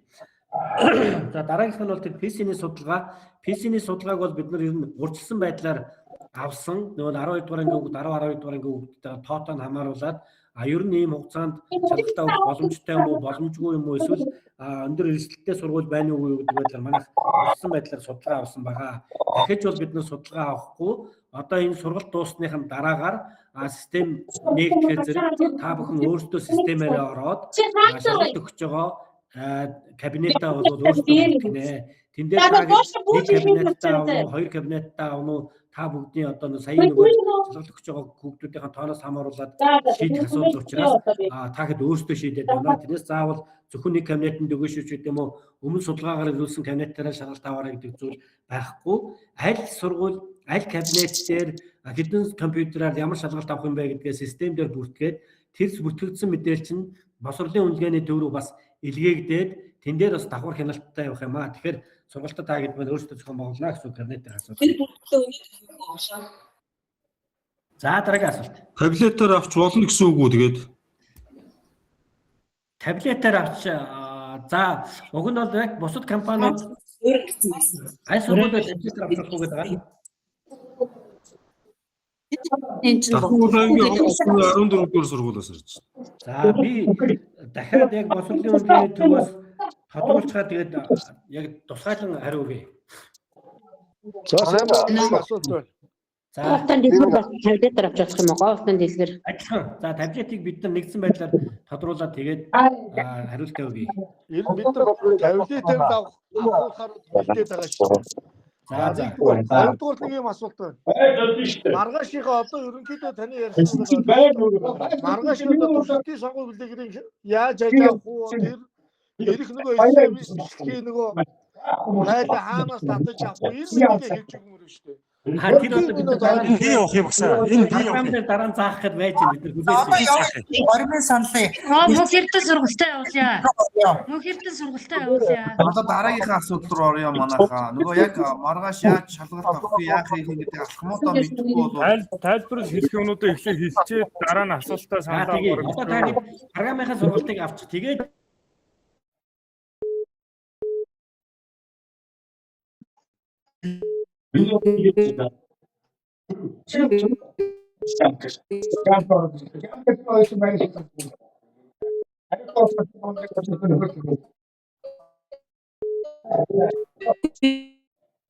Маргааш туршилт дээр 200 хүүхэд оруулж болох уу гэж асуух гэдэг юм. боломжгүй лабораторийн хэмжээгээр Туршилтыг сайн ярья. Тэгээд туршилтын дараа асуулт явуул яасан бэ гэсэн санал байна. Байна уу багшаараа уучлаарай нэг юм ахаа асууя. Энэ нөгөө 12 дугаар ангийн анги удирдсан багш маань алдуураад өмнөх оны эрхийн шалгалтанд тэнцсэн 2 хүүхдээ бүртгүүлсэн юм байна. Туслах боломж байдгүй. за одоо манаар өргөдөл хүсэл өгөх бах та. За дараа заавал 20,000 төлөхгүй байж болох тоцгоё л да. 20,000 төгрөгөөр төлж бүртгэлээ баталгаажуулахгүй бол шалгалтанд орох боломжгүй байгаа. За маргаашийнхаа туршилтаар ярих хэрэгтэй. За одоо цөмөрөө сургалтаа авчаад тэгээд асуулт тодруулах зүйлээ асуултаа гээ. Одоо асуулт санал хүсэлтээ ингээд яасгая. Одоо нөгөө энэ 10 хүүхэд чинь 20,000 төлсөн байгаа шүү дээ. Дараа ахад орохдоо ахад 20-ыг төлөх юм уу? Үгүй шүү дээ. Туршилтын шалгалтын дээр ямар ч төлбөр шүү дээ. Төлбөр авсан шүү дээ. Туршилтын шалгалтын Тэр чинь бид нэр тооцсон шүү дээ. Систем дээр тооцсон шүү дээ. За. 12 дугаар ангийн хүүхдүүд дахиад нэг өгөх боломжтой. За тэр боломжоо зөвхөн энэ 5 сарын 15-ны дотор идэх юм уу? Энэс хойш 5 сарын 15-ны дотор. сумлаад шүү дээ. Сургалтаа авъя. Бусдын өдөртөмжөө уншаад тэгээд Маргааш шалгалт өгөхийн тулд сургалтаа авъя. Үүссэн байх ёстой юу? Чухал юм аа. сургалтаа авъя. За энэ яваа. Сансараа. Манай хүүхэд 2 удаас нэгтгэж эхнийхтэй баталгаажуулсан дууг нь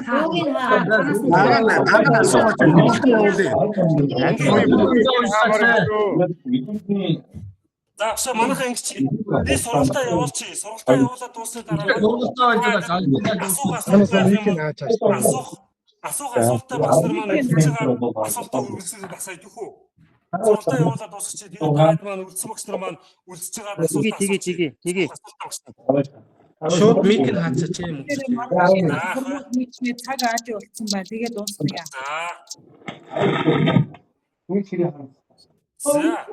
За би та бүхэнд сургалтаа авсараа 2 эсрэг бүтүүлээд ихлээр сургалтаа өгч. За эхнийх нь сургалтаараа суралцагч скул систем рүү яаж гэдэг вэ? Юунд нь анхаарах шаардлагатай би ихэд бол бүгдчсэн байгаа учраас энэ дэр нь нэлээд томч бөгөөд тодорхой богино хугацаанд нэг нөхцөлгүйгээр таад сургалт өгч ихнээс гэдэг нь. Хоёрдугаар хэсэг дээр нь юу өгөх вэ гэхээр за одоо сургалтын менежер хаанаас яаж скул рүү нэвтэрч авдیں۔ Ямар үйлдэлүүд хийх ямар одоо тохиромж хийгдсэн шаардлагатай юунд дээр анхаарах юм бэ гэдэг талаас нь заавар зөвлөгөө. Тэгээд энэ одоо миний ярьж байгаа сургалтын заавруудад бичлэгнүүд нь болохоор та бүхэн хүргэхийн шүү. Багтд одоо гөрөв чадвараар сургалтын менежерүүдэд нь очно гэсэн үг. Тэгээд дээрээс нь саний сургууль нөгөө захирлын ярьдаг гэдэг та бүхэн дээр бас бүгдэнд нь бас гөрөв чадвараар зөвлөмж харагдана. Тийм учраас та маань тэр бид дахиад уншиж байгаа дахиад асуулт юм бол хариуцлага зөвлөх рүүгээ бас асуух боломжтой шүү.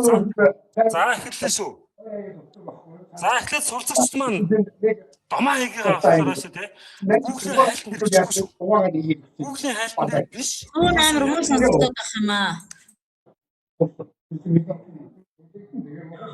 Энэ бүсдийнхаа хэлбэр цаанаас аваад шуурмаа.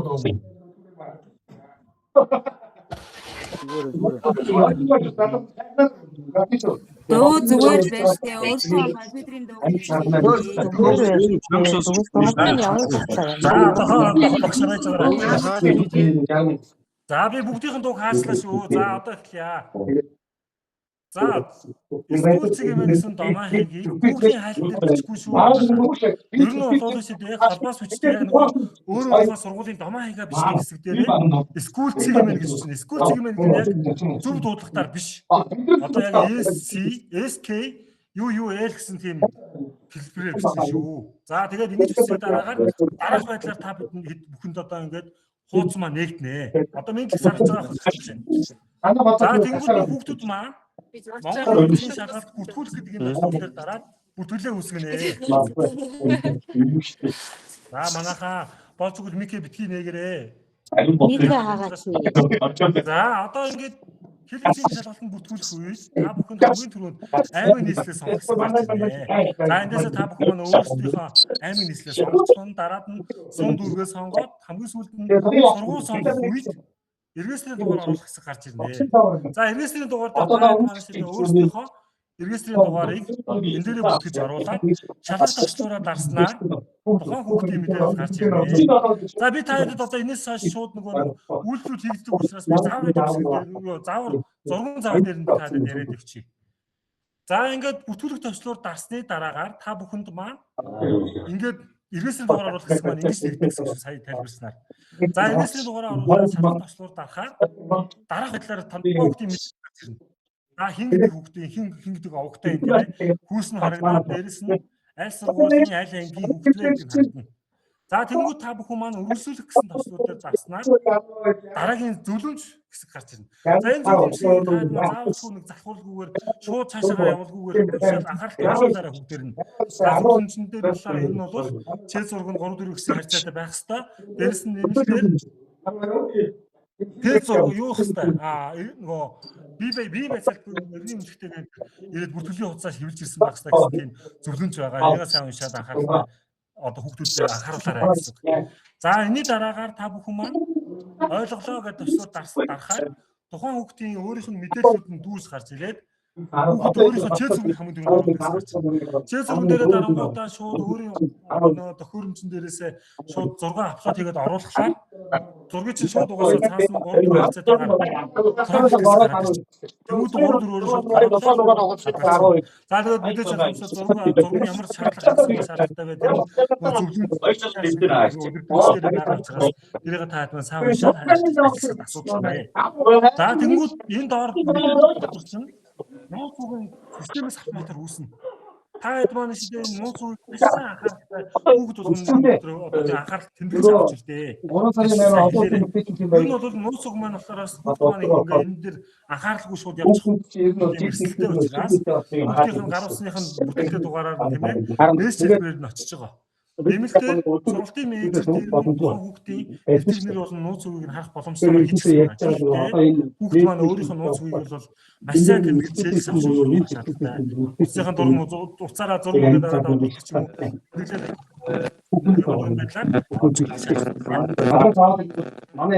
уу.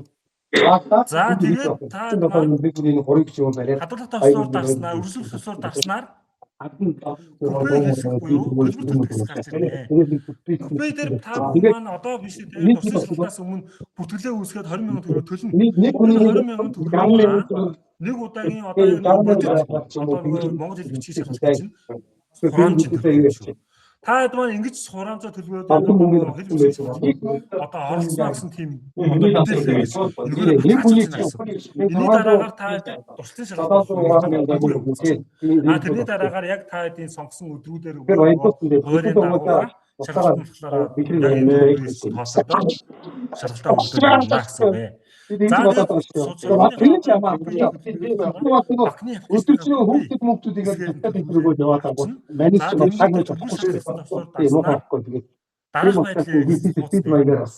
дараах байдлаас нэгдэнгүүт нь ерхий мэдээлэл яг зөв болж байгааг буюу төлбөр төлсөн байна уу юу хараад яг болж байгаа гэх юм бол мэдээлэл баталгаажуулснаа тухайн хүүхдийн бүтгэл амжилттай Монгол хэл бичгийн шалгалтын дээр бүрдүүлж эцсийн байдлаар бэлэн болно гэсэн үг шүү. За энэ үйл ер нь бол дийлэх сургуулиуд маань хүүхдүүд маань хийчихсэн учраас асуудалгүй. Дээрээс нь бүх юмуд нь бол та дээр мэдээлэл юмуд нь дээрээс заавар юм зурнууд байгаа учраас та маань асуудал хийж байгаа байхаа гэж байна. За тэгээд дээрээс нь дээр бас түрүүн бас асуугаад байсан ямар нэгэн байдлаар энэ бүрдүүлж байгаа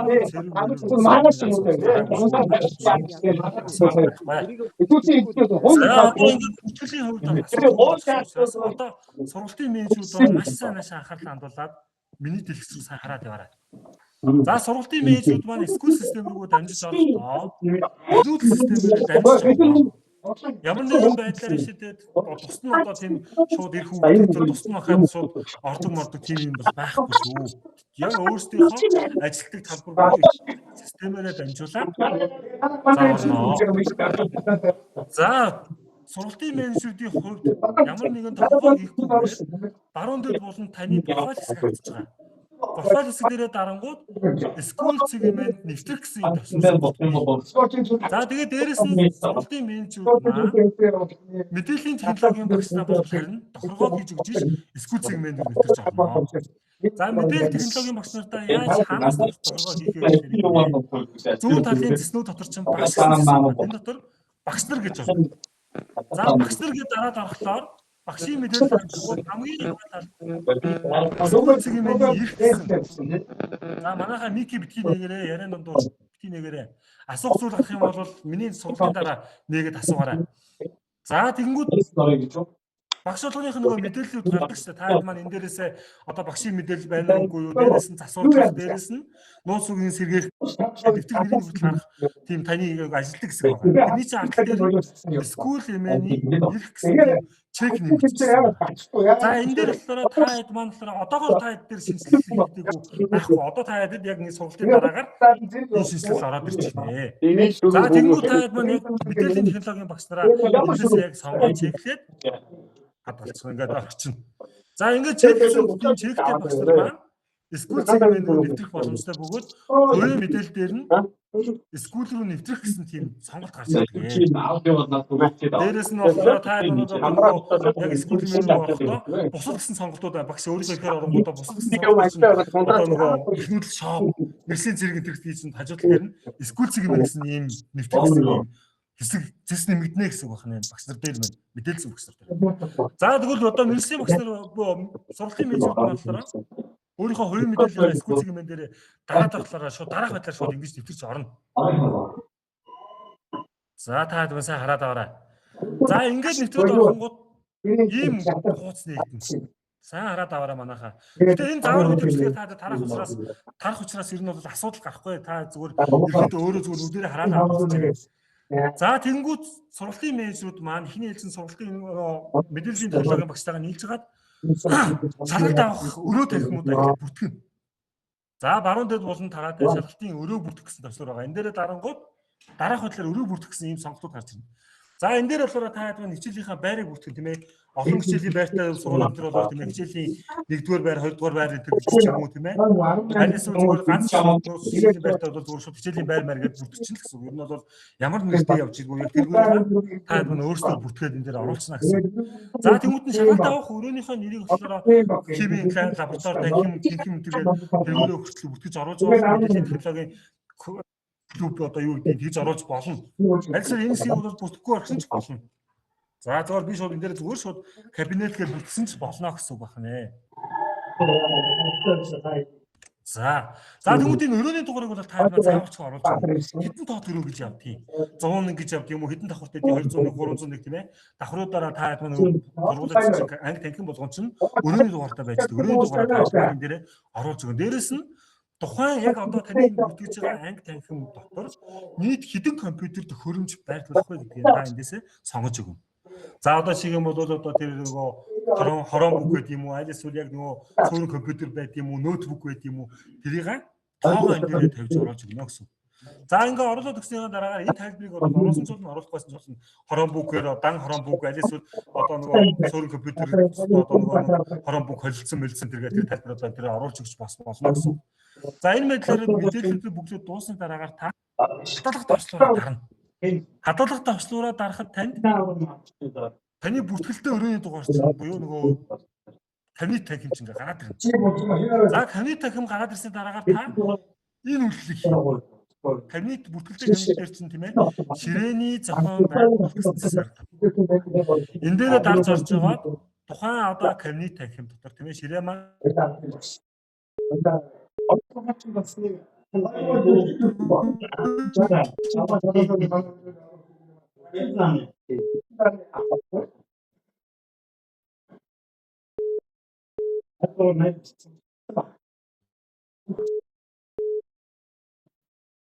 бариантууд нь яг энэгээр хуваарлагдах юм байгаа шүү. Тийм учраас та хэд маань энэ дээр маш сайн анхааралтай байгаад ингээд нэг удаа ингээд маш сайн жигд ингээд тохируулж байна. Нэг тохируулаад ингээд комьюнити тохируулсан тохиолдолд дараагийн удаа энэ хүүхдүүд тохируулдаг энэ бүх юмуд чинь бол энэ тохиргоотой энэ комьюнити дээр явах учраас энийг байдлуудыг бас нэг л удаа тохируулаад ингээд хадгална гэсэн үг шүү. За тэгээд та хэд маань одоо энэ хитрхи жижиг гарч ийн том гарч ийн гэдгээс шалтгаалаад та хэд маань энэ өрөөнийхөө хэмжээг ингээд томсгож жижигсгээд ингээд явах бүрэн боломжтой. За ингээд өрөө маань боллоо гэж үзсэн тохиолдолд за би нэг жоохон онцгой оруулчлаа энийг.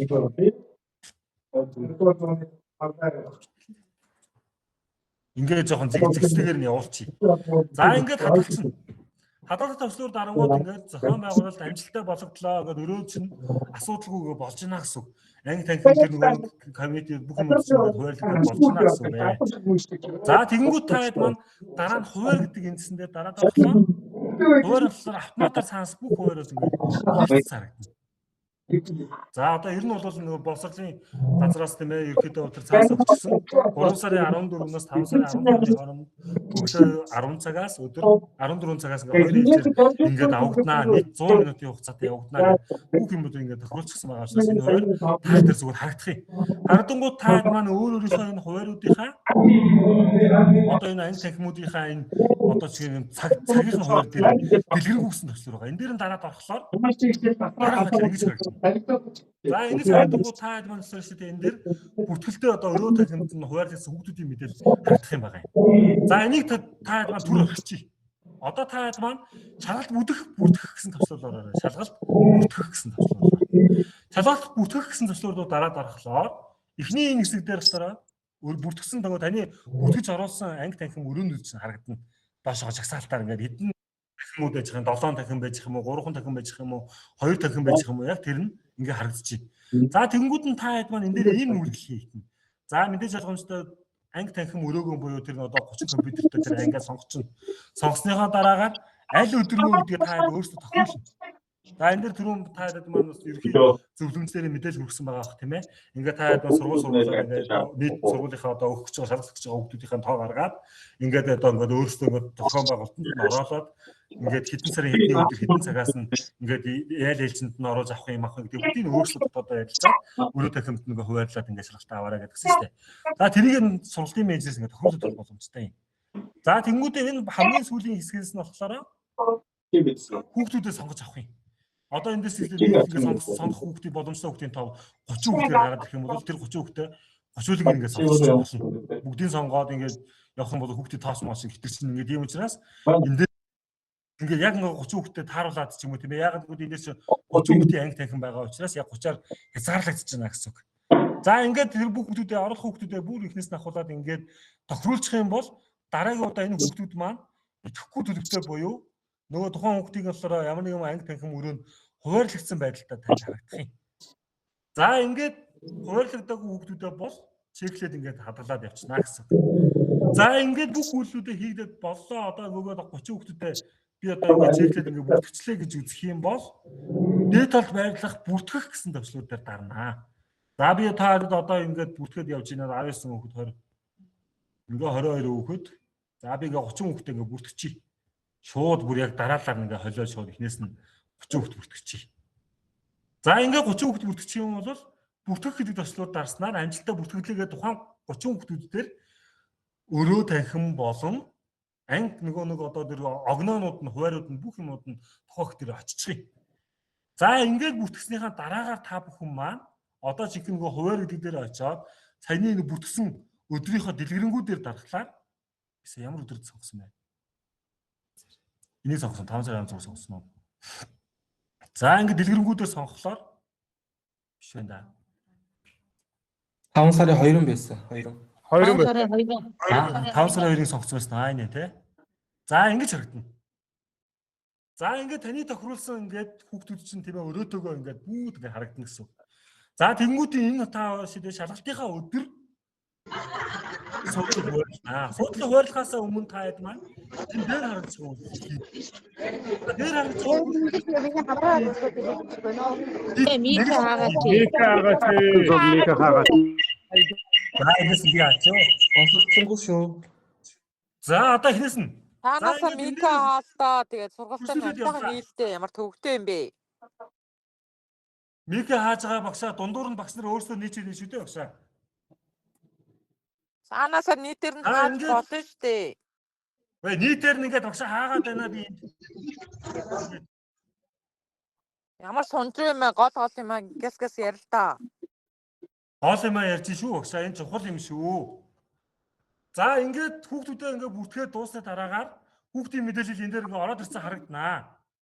За тэгэнгүүт нь сургалтын менежерүүд нэг нь л шууд энэ үйлчлэгийг нэг л удаа хийн. Шалгалтын материалуудыг шалгалт эхлэхээс 1 цагийн өмнө нэг л удаа хийгдэнэ.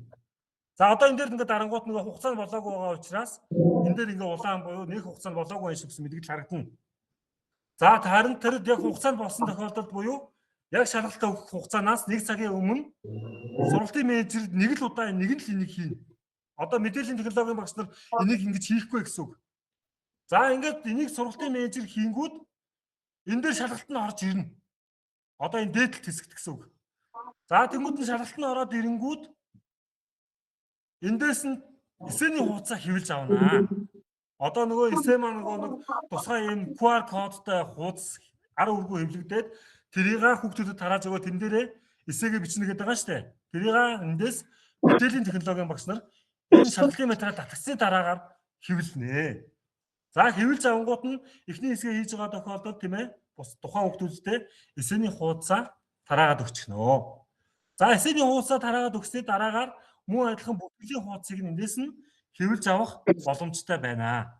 За тэгээд суудлах хуваарласнаар хүүхдүүд маань суудалтаа суугаад байрлал ажиллаж шалгалт өгөхөд бэлэн хүүхдүүдийнх нь яг дугаартай тийм ээ хэд дугаарын суудлал дээр хүүхд маань очих хэвээр тэр нь хуваарлалт нь очоод тэр хүүхэд дээр ямар барианти ямар асуулт байгаа вэ гэх тэр асуулт нь шууд цаанаас нь автоматар хуваарлагдах юм байгаа. Боловсролын үнэлгээний төвөөс. За ингээд хуваарлагдсан тоо энэ бүх юмуд материалууд нь харагдсанаар тухайн хүүхэд маань шалгалтаа өгөхөд бэлэн болно гэсэн үг ээ. За эндээс бүртгүүлсэн хүүхдийнхээ мэдээллийг нөгөө хэвлэж авах болон нөгөө нэвтрэгнэр нууц үгээ мартсан тохиолдолд нь болохоор мэргэжлийн багш нар маань харж авах боломжтой хэсэг нь энэ дотор байгаа. За ингээд таад маань шалгалтаа зохион байгуулахад өөр асуудал гарахгүй. Заавар зөвлөгөө видеонууд нь таадэд тус үржилэн сайн хүргэгдэнэ. Маргааш туршлын шалгалт нь яг энэ зарчмаараа ер нь яг ингээ яг энийг бодит юм шиг таад маань өөрсдөө яг ажиллаад явна. За тэгэнгүүтээ энэ болохоор яг бодит гэж шалгалт гэж тооцогдохгүй. Тэн дээр цаа зовлтгүй. Системээр цаанаас нь хөгжүүлэлт яг шийдэл нь явагдчихнаа. За одоо таад маань асуух асуулт байна уу? Саяны миний ярьсан юмнаас. Асуу. Маргаашийн туршилтанд орох одоо жишээ нь 10 хүүхдээ яг энэ тохиргоог одоо хийж өгөх юм байна тий. Тэгнэ гэсэн үг. Хэдэн хийж өгөх юм? Өнөөдөр хийж өгөх хэрэгтэй юу? Тэгнэ гэсэн үг. Ер нь бол асуулт таа. Одоо ингэж явчих болно гэсэн үг. Одоо би сургалтын дараагаар танай бүх бодит эрхүүд дээр яг энэ эрхийг тавиулна гэсэн үг байхгүй юу? Тэгэнгүүт таад маань шууд ажиллаад явах боломжтой. Ягаад би бодит эрхийг шууд одоо ингэж сургалтын өмнө тавиулах байгаа юм бэ гэхлээр зэрэгцээд буруу гэж магадлал эрсдэлийг тооцож байгаа юм. Энэ болохоор маш их анхааралтай зөв нэг л удаа хийх. Одоо буруу гэж юм бол та дээр ингээд ахинхан буцаагаад төвөдүүд өө бодит устгах юм гэж асуусан бодноод нийтээ хаацсан. Одоо өнөөдөртөө маргааш гэсэн дараа асуулт асуугаач. Гараа өргөдөө штэ. Мөнхөрдөө өдөртөө явчаач гараа өргөсөн дараалаар нь асуултыг аваач.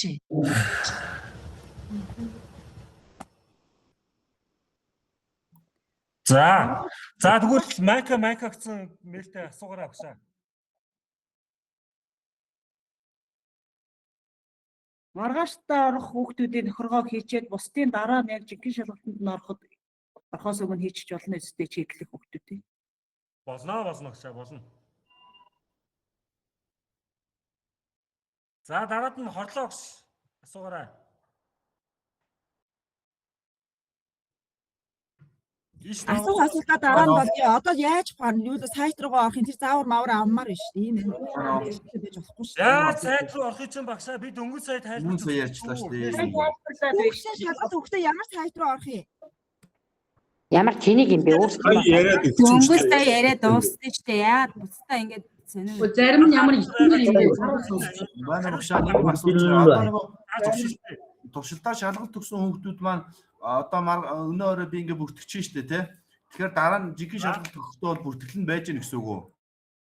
Тийм гэсэн үг. Тэгээд яхаад энэ дээр яхаад одоо нөгөө нэм хүүхдүүд яхаад нэмж оруулаад ингээ зэгслээд явна гэсэн үг. За алга баярлаа. Байна уу? Нэг юм асууя. За. Байна уу? Энэ нэг сайн хэвчээ хүүхэд гэдээ би асуусан шүү дээ уулна. За сайн байна уу? За нэг юм асуучих. За одоо зарим хүмүүс сая юм ойлгоод байна. Тэгэхээр энэтэй холбоотой видеог хийгээд тэр сургалтын менежер рүү бүгд нь явуулж штэ. Зарим нь үзчихэд байсан чинь зарим нь дахиад асуугаад байгаа. Тэгэхээр энэ видеог хийгээд дахиад явуулчих. Одоо тэг видеонуудыг ингээс явуулаад одоо тэгээ дуусгах ажлын цаг дууссан байхад чинь ингээл одоо бид нар бүхэл юм хиймээр байна. Тэгээд маргааш 10 цагаас 14 цагаас дахин асуугаад байгаа учраас энэ видеог хийгээд өнөөдрийн дотороос яаралтай энэ хүмүүс рүүгээ одоогоос хийгээд явуулчих. Энэ чинь уул нэг одоо бодит хэлбэрүүн та эд дээр шууд ихийг нь хууз тавиад видеог заавар